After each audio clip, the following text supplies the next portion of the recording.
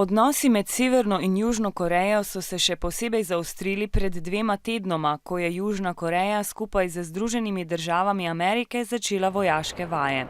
Severna Koreja je temu ostro nasprotovala, zato je Južni napovedala vojno. 공업지구를 가차없이 차단 폐쇄해버리게 될 것이다.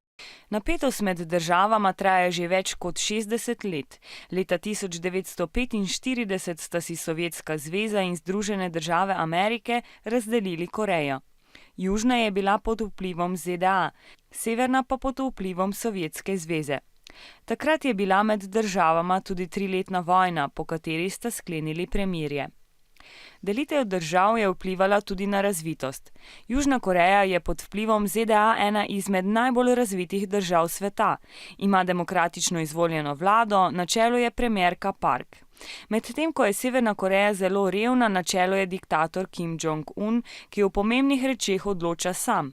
Edina vez med njima je bil rdeči telefon, preko katerega sta se slišali vsaj 2-krat na dan. Po razglasitvi vojne sta prekinili stike in od takrat naprej sta v popolni vojaški pripravljenosti. Vseeno pa veliko ljudi upa, da do vojne ne bo prišlo in da bo ostalo le pri grožnjah.